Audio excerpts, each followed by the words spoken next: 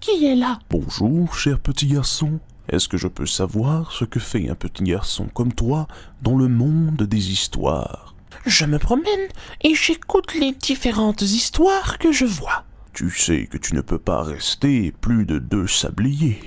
Oui. Si quelqu'un t'apercevait, où sont tes parents? Ils sont en Espagne. Mon cher petit garçon, est-ce que je peux savoir quel est ton prénom? Je m'appelle Octavio. Tu t'appelles Octavio? Cela me fait penser à une histoire. Est-ce que tu veux que je te raconte cette histoire? Oh oui, j'aime beaucoup les histoires. Mon père écrit beaucoup d'histoires. Assis-toi bien, je vais te raconter l'histoire d'Octavio, de son père Juan et de sa grand-mère Neus. Mais pourquoi tu me racontes cette histoire? Pourquoi je te raconte cette histoire, Octavio? Pour un devoir d'université. LOL. Ok, écoute-moi. C'est l'histoire d'Octavio, un petit garçon né au Québec de parents immigrants d'Espagne. Octavio a du mal à se faire intégrer et se faire accepter à l'école, à cause de son prénom et de ses origines. Et il a du mal à comprendre pourquoi, à la maison, sa vie n'est pas semblable à celle des autres enfants québécois. En effet, Octavio, son père, Juan et sa grand-mère, Neus, viennent d'emménager dans un nouvel appartement. La mère d'Octavio est repartie en Espagne.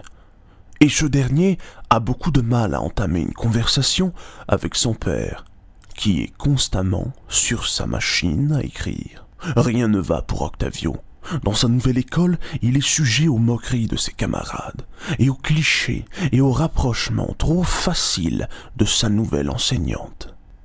À la maison, Octavio trouve des livres et des objets très vieux avec lesquels il essaye de jouer ou de trouver un sens, sans y arriver.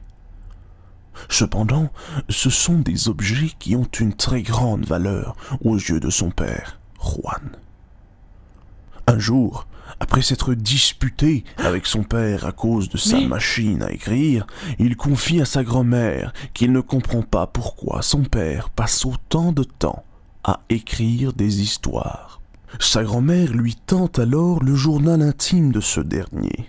En lisant ce journal, Octavio va vivre les différentes histoires à travers les yeux de son père.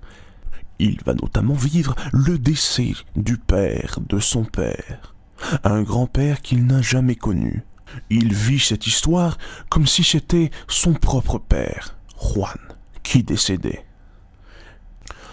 En vivant ces différentes histoires, et notamment le décès de son grand-père, Octavio comprend l'importance d'être proche de sa famille, quoi qu'il arrive.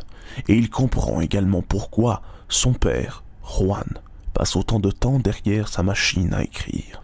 Après avoir vécu toutes ces histoires, Octavio s'empresse d'aller s'excuser et parle de son rêve à son père et à sa grand-mère. Faire du théâtre. Est-ce que tu as aimé cette histoire, Octavio? Oui, merci beaucoup, j'ai bien aimé cette histoire.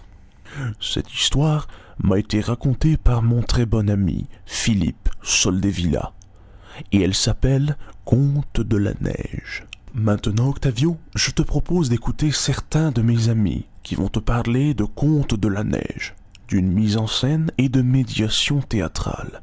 Tu te demandes sûrement ce que c'est ce mot. Eh bien écoute, écoute-les bien. Ok, je les écoute.